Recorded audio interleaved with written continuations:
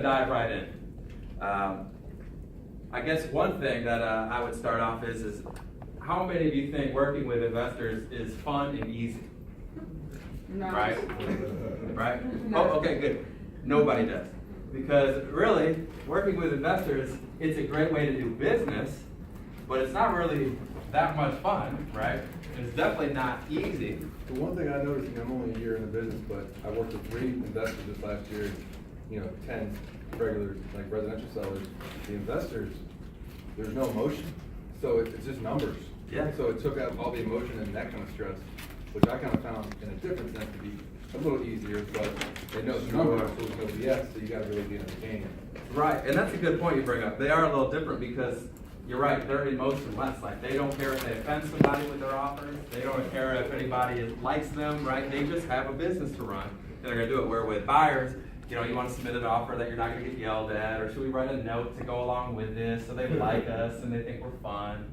Like none of that's gonna happen when you're working with them, right? So yeah, I guess more or less like I like to start off with like a little reality check, right? Like working with investors is hard.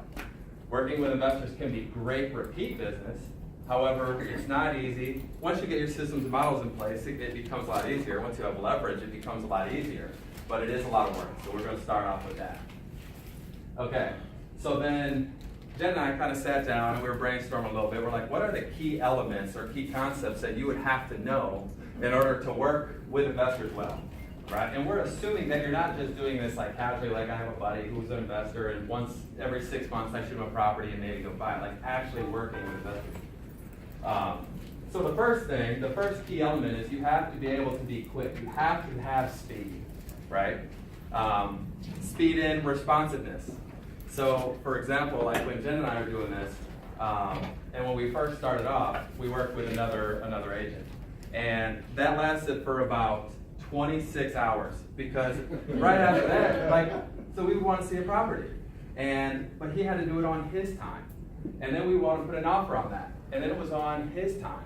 And it's not that it's all about us, but when it's about speed and everything, like you gotta be able to submit offers like crazy fast. You gotta be able to show a house like yesterday, especially in this market right now, right? I mean, we already know that things are going pretty fast. So for an investor, when there's 1,000 investors out there, all looking at the same property, time, speed is everything. So if you can't be fast, or if you just like to work at your own pace, get things done kind of casually, I don't know if working with investors is going to be any fun to you or even worth your time. So I would say one key element is absolutely speed, just from the responsiveness, just from the gaining access to homes. We already know you're not supposed to just send them to the house, right? You're not supposed to just set up a showing and say, hey, go see it. You got to accompany them, or you have to have someone go with them. So you got to make sure you have the leverage, or you have the time. Offers, obviously, they got to be fast.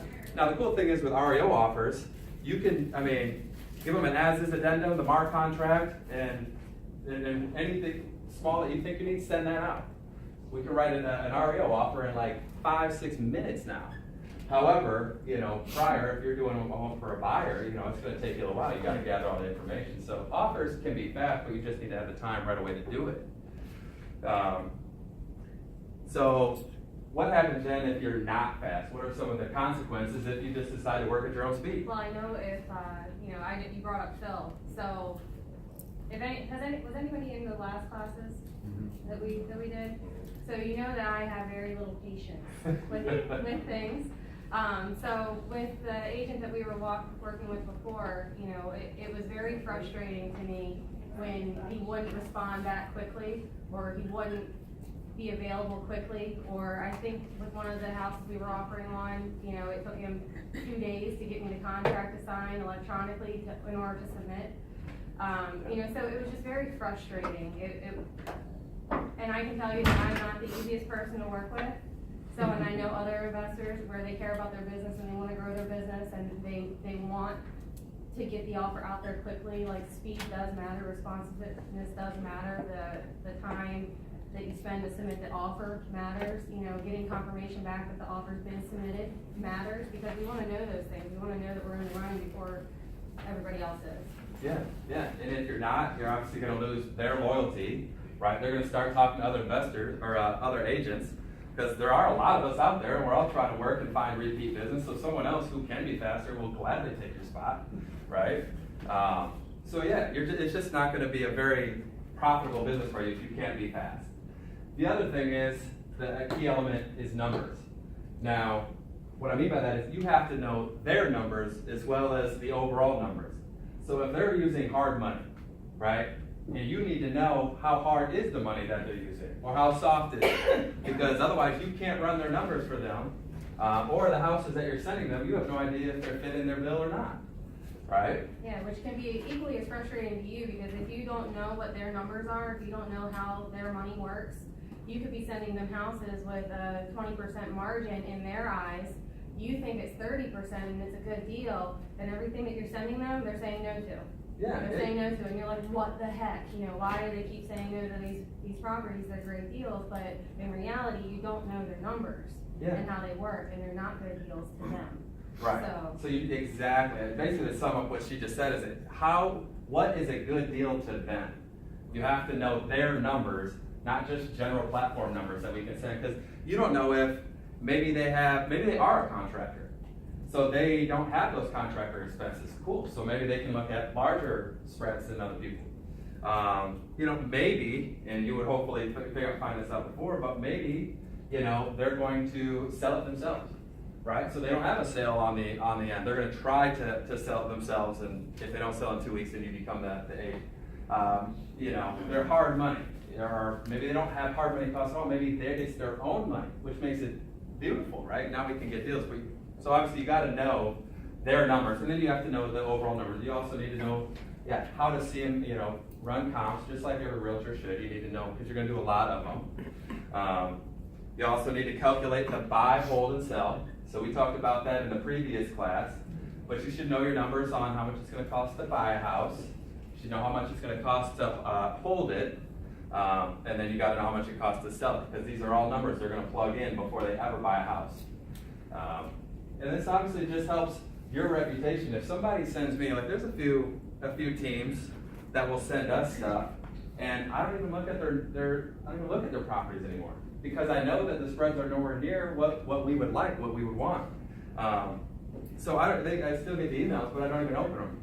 You know, versus the people who do send us stuff that know our numbers. I can't wait to get those, right? Because I know there might be something legit in there.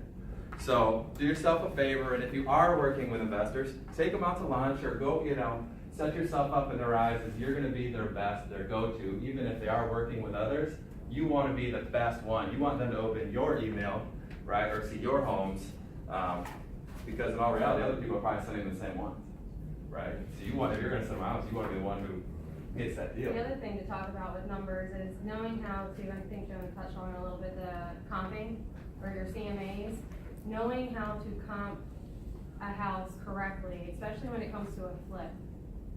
You know, because there's, as easy as it sounds to us, it's very difficult to teach, and I think we ran into that when we had our assistant. You know, knowing how much value a flip can gain over top of a house that's just in good condition, and that really they're not comparable sales. You're looking for another flip to compare that house to versus another resale, just a regular resale house to compare it to. And knowing, you know, in certain areas like Catonsville, I might be able to tack on $50,000 to a flip versus a resale, right? Where in other areas you might not be able to. So knowing how to do your CMAs and knowing how to comp the flips accurately is going to be a big deal with the numbers. You know, because the flip side of that is if you don't know how to comp it correctly and you don't have the right numbers in place, you're losing somebody else's money. Right. So, yeah, which is way better than losing your own money, but it's still not fun for them. Right? But that's legit. Like, if you send someone a property and you sell them on those numbers and your numbers are wrong and they lose money, like, I mean, I'm not saying that they're going to come after you, but who knows what they would do. well, you're definitely not going to have clients. You're not going to have clients anymore. So on that note, I was kind of typing, taking a bunch of notes at the same time you guys were talking on that. So Tony, my flipping house now, the client flipping the house. Yeah. He lives out kind of in sticks, right? Yeah. So we used all the comps of resales to kind of justify what we could sell his house as a flip. So you're saying not If they're nice resales, possibly, but you Okay. want to try and find something that is very comparable as far as condition goes for a flip. So it's got similar flooring, it's got similar cabinets, it's got similar countertops, it's got similar redone bathrooms, it's got a finished basement. The basement's, you know, nicely done, it's got updated windows. Like, you wanna find, like, if it's a resale, it's gotta be a nicely done So you're resale. basically saying most of the flips are, it's renovated condition, which is nicer than a typical. Right, I mean, cause if you think about it, if like what we do full gut flips. They're basically new construction when we're done. You know, you're not gonna get new construction price for a flip, but you're gonna get, you're on a different level than resale. So like if it was 3 levels resales here, your flip's gonna be here and your new construction's gonna be here. So you don't wanna just be basing your value off of just resale. You wanna try and find something in the general area that's similar square footage, similar finish, you know, and was either a homeowner that redid their entire house before they sold it, or an investor that did a flip. You know, really base your numbers off of. Yeah. So then, speed is one key. I mean, you have to be able to be quick. If you like working at your own pace, working with investors is gonna be a challenge. It probably may not be the best for you. Everybody should know your numbers anyways, right? So I mean, that's something that you just need to learn a little bit more about their numbers and make sure that you're calculating them in. The next one is kind of a soft skill or a soft element, but time. Like, do you have the additional time? If you're already doing a certain amount of deals a year and you're pretty swamped with time, like going to work with investors, to me, wouldn't be a good idea. Because they're gonna wanna see houses, they're gonna wanna, and here's the thing, it's always on the drop of a dime too. Like, if a house comes on the market, they're gonna wanna see it today, they wanna submit the offer today. So you don't have the luxury of, hey, we'll get to that next week or whatever. I mean, we don't have that luxury even in just regular residential right now, but at time, you know, they're gonna wanna see a lot of houses. If you're like Jen and I, you might be seeing like 7 to 10 of them a week, and you're probably putting offers on all of them. And they're all low. So, but that all takes time. So, for the most part, for a long time, it was Jen and I who would do those things. You know, then we started to get, you know, some help, and people could help us that would do that. However, we just had to, for reasons, let one go. So now it's back on our plate, and we're reminded, you know, just how much time that stuff does take. Yeah, they're going to want to see properties. They want to write a lot of contracts. You're going to be doing a lot of CMAs. There's just a lot of back and forth communication, you know, just typical responsiveness to go back to the top. So just make sure that you have time, that you actually have available time to do this. Now the plus side is if you can do these things so far and you do have the time, this can be a nice repeat business, right? So then actually it can free you up for time. Because once you start to know how to write a lot of just quick offers, REO offers, man, it can take you no time to do that. You know, if you're already in the neighborhood and you're gonna go see 5 houses, knock them out, write those offers, you might get one, cool. You know, so you can actually get time back once you get good at this, but just know in the beginning, you gotta have some available time. So then the next one is, another one is, Yeah, I was gonna say, time kinda rolls into sacrifice. yeah, sacrifice. It's just lots of time and energy. You're writing, like, if you have this fear of writing really, really low offers and offending people, then don't even start with it. Because you're always writing crazy lowball offers. I mean, if it's within $100,000, we're like, sweet, we're in, right? I mean, especially now, I feel like, so we're seeing something, I haven't seen this in a while, maybe those of you who do it a little bit longer or something are seeing this, but even banks now, because the market's so hot, are starting to flip their own homes. I saw 2 of them when I was Yeah. searching REOs the other day. One was in Severn and one was somewhere else, but they literally had renovated the house and had it listed for sale. And when I pulled tax record, I could see what the bank bought it back for, and then now what they're reselling it for. So I mean, I think they're getting tired of losing money. And I also just looked at one today that was in Severn, and it was listed for $480, and I pulled up the comps on it, and there was a really nice house neighbor down the street that sold for $485, and this one needed new flooring, new windows, new roof, new, like, siding was messed up, like and they wanted $5,000 less for that house than the resale house. So I mean, the pricing is just crazy. Yeah, so, but to tie it into this, like, I mean, if the house was listed for $180 and it fits our numbers, but only at $79, like, we're still writing that offer. I know that there's a tiny slim chance that we'll get it, but we figure for every 50, we get one. That's where the sacrifice comes in. You might be doing a lot of work, right? You might be submitting a lot of offers, feeling like this is a waste of your time. You know, I don't know why we're doing this. It's never going to work. He's never going to buy anything. I'm sure people say that about us all the time. They send us all kinds of properties like they'll never buy it. I remember, so our first hard money lender, he's a really great guy. I mean, he taught us a lot of stuff. When Jonah and I first sat down with him, I just remember him telling us for every 100 houses that you submit an offer on, because I was just going on to him about, I can't find anything. He's like, well, how many houses are you looking at a week? And at that time, it was like maybe 2, right? I'm like, I You can't know, find anything. I can't find Three anything, houses. you know, the 2-3 houses that we were looking at, and, you know, I just remember him just kind of staring at me. He's like, for every 100 houses that you look at, you might get 1. Yeah. And, that always stuck with me. And it's true now, because we submit offers on a lot more now than we've ever done. And, Yeah. I can tell you probably the last 100 houses we haven't got, so maybe we're gonna get one soon, but. Exactly. Maybe we're due up, or maybe the number changed. It's for one for every 200 now. Right. Right. We got 100 to go. But anyways, so yeah, just know that you're going to be submitting low offer. Like, get used to it. You're not the only one. People are submitting really, really low, embarrassing offers all the time. In fact, one of our mentors would always tell us, like, if you're not embarrassed by your offer, it's not low enough. Right? Like, it's not low enough. If you feel confident in your offer, then you didn't offer low enough. Right? And in any investing, not just real estate, but in any investing whatsoever, the whole idea is to buy low, sell high. That is always the idea. Stocks, bonds, mutual funds, doesn't matter. You're always trying to buy low, sell high. Real estate is absolutely no different. You're trying to buy low, you always want to sell high.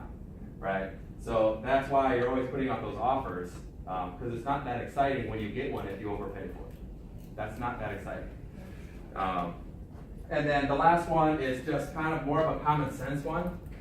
Don't just work with anybody who calls themselves an investor. You know, especially, like, I would say there's probably a lot of new time investors right now, like new beginners. And that's not to say that you shouldn't work with them. Like, they need to learn just like we needed to learn. We had to learn a lot of hard lessons, and hopefully we have, and we're getting better. But make sure that they do quality work. Make sure that they're people that you actually want to do business with, and that they would be loyal to you. I mean, we've heard scenarios where people, you know, agents help them get houses, and then they go around and give it to another agent to sell. That's not somebody you want to work with. So do yourself a favor and just, kind of like I said before you do any business with them, like, take them out to lunch, get to know them. Make sure there's somebody that you think has integrity. Make sure there's somebody that you want to work with, that they do what they say. You're not embarrassed to sell their house. Yeah, we've heard plenty of stories about that. Yeah. Or just quality of work, you know, and Yeah. trying to sell a listing, you know, that looks beautiful in pictures, and all your feedback is just like walking to the house and, wow, what happened there? Yeah, You know? and we've been there, right? So we know what it's like to sell a house that probably should be up, right? So in all reality, this is a very, very important one, but it's just a super easy one to do too, right? And also Just meet with them. also rolling back to numbers and vetting, so, you know, make sure that whoever, like, if somebody calls you, if you get a lead on an investor that calls you, figure out, like, what their credentials are. Like, do they have a hard money lender set up? Do they have private money? Are they expecting you to help find them these people? Do they have a contractor lined up? No, go ahead, and then I'll ask. You know, like, what is their business plan? How are they going to get this business started? Or are you the first step, and then they're gonna lean on you to figure everything else out? Because that goes back to time also. Like, do you have the time to work with somebody Right. that is maybe on the newer side and doesn't have all their ducks in a row? Yeah. I just want to find out, when you're dealing with investors, do you expect to sign a buyer agreement with a buyer, seller agreement with them? I would, yeah. Because I had one who wanted my services, but he refused to sign a contract. I said, oh, well. So Yeah. where that comes in to be difficult is just when you have so the difference between you want to find out is, are they a new investor or an experienced investor, and there'll be pluses and minuses to both. Like Jen was saying, with a new investor, it's going to probably be a lot more time on you. But that type of investor, you might be able to sign a buyer's agreement because let's word this He's been together. around for a while, and he had other agents who tried Exactly. prior to that, and they couldn't sell the property. Right. The property is not even worth selling. Yeah. But the thing is, I wasn't gonna do all this work, I believe I can sell anything, so I wasn't gonna do all this work Yeah, for somebody who wasn't willing to sign. Yeah, and Right. I would just stage it as, it's you committing to me, I'm gonna commit to you. Or To me well, for this one. but the only thing is that you're working with experienced investors, they're all gonna have multiple people who set up houses. So for you to get a buyer agreement representation, just you, I don't think most experienced investors would ever do that, because they're getting wholesalers sending them stuff, they're getting other agents from other companies sending them But stuff. you could get one, just for that. Just for that specific property. Oh, just for that, oh, yeah, absolutely, okay, I misunderstood that. Yeah, that's what I. Yeah. 'Cause I- Yeah, so for this to work, like, there's expectations on you and expectations on the investor, right? Yes. Both have to show up. So like, I assume, knowing how direct you both are and how smart you both are, that you're having expectations, I like that you looked at me when you conversations. said how smart you were. See that? He pointed at her when direct, I like that. Oh my. Good pickup. Okay, so, moving on. What does that expectations conversation look like that you have with the investor? And specifically what I'm looking for, what do you tell them you're expecting from them? And if you do this, then it's a win-win, we'll work with you. If that's not a fit, then we're not your people. So I had an investor that bought, a new construction rent back. Yeah. Like my whole spiel with him is, I've got a connection with the builder. I know I can get you this amount off the price. And this is what your rent's gonna be, and I think we can get you this much more for rent. If we do this deal, when you go to sell it, when the lease is up in 2 years, I want that listing. Right. Yeah, And, you know, that was the expectation talk, and he was fine. Yeah. He was fine with that. yeah. What other ones? Cause I imagine like Yeah. they have to be motivated, they have Yeah. to have the financials. When it's important to move fast, like, Right. we'll move fast, we need you to move fast. Right, and that's probably gonna be two different conversations depending on if they're new or if they're experienced. Someone who's Yeah. experienced is pretty much gonna want you just to send them properties, see them, like, just do the actual objective work. I don't really need your opinion, I just want you to send me properties with CMA. So our talk with them, or their talk with us, depending on what side we're on, if we're the investor or the agent, is more or less gonna be, what are you responsible for, and this is what I'll take responsibility for. So with an experienced investor, it's very black and white, pretty much, right? Like, you still wanna like each other, but it's, this is what you're gonna do, this is what I'm gonna do. In the end, I want a list, I'm gonna send you houses in the beginning, and you're gonna look them over, you're gonna get back to me. Yeah, so an example of that is I have an investor, he lives in Virginia, Yeah. and he's trying to get into the Baltimore market, and so when he called me about it, you know, he wants a rental and he wants to be able to do a BRRRR, which is on this back where we'll explain in a minute, but, so my expectations talk with him was, do you want me to just send you anything, or do you want me to send you stuff that I just think the numbers work on? And he's like, no, I just want you to send me deals that you think the numbers work on, I don't wanna just get a standard automated email from Maris for anything that happens to come up in this neighborhood, because I don't wanna have to look at the numbers myself. I'm like, all right, yeah. You know, and then I was like, okay, so how are you paying for this? Right. So, Right, then, because that's work. you know, and then he was like, well, I'll send you a bank account, I have cash. I'm like, okay, send me the bank account. And, you know, before he went out to look at houses, probably, how long ago was that? Like, a couple months ago, because there's nothing on the market now. You know, he had the bank account ready, he had the buyer's agency rep signed, I knew exactly what he was looking for, and then we went out and showed him a couple houses to offer Yeah. on, you know, but with a newbie, it could be a completely different conversation. Yeah. How do you all handle like any type of like conflict of interest, or do you only represent investors that are looking for rentals because you all do flips, or like how do you all handle that situation? No, I mean, I think we're extremely creative, like, we have no problem, I want them to win as much as we're gonna win. Because that makes them excited to work with us, and we're excited to work with them. Sometimes that means we win a little less, and they win a little bit more, but then maybe the next time it's flip-flop. So it really is very much this has to be a win-win, it has to be something that you're gonna see as a very profitable relationship in us as well. Obviously there are times where you just go one deal and that's it. But we always try to set it up so that way, you know, like for example, I mean, we're both agents. We should sell all our own houses, but if an agent brings us one, we give them the listing. You brought it, right? I wouldn't have had it if you didn't. So we'll give you this. So just getting creative, caring about what they need and what they want. Because otherwise, there's enough investors that they can send that property to someone else and they'll buy it. So I'm glad that they bring it to us, you know. You know, as far, and with the conflict of interest thing, like the guy that I'm working with now, like he's interested in a completely different area of Maryland that I have no desire to go to, right? So, would I be intrigued if I found a deal out there? Sure, but it's not my area and I'm not gonna go check on it and I'm not gonna wanna go out there to see the renovation through, so like, I'd rather give that to somebody that can be a repeat client for myself than to try and force myself to travel somewhere that I don't want to go to. You know, I'd rather stick to our little niche areas Yeah, and stay in my happy place than go outside of it. yeah, yeah.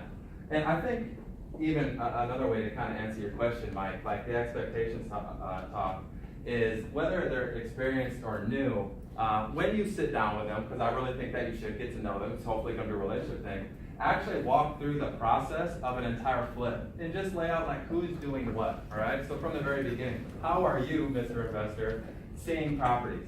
You expect me to send them, okay. And what would you like, right? Go through the credentials from there. Okay, like Jen said, how are you buying this house?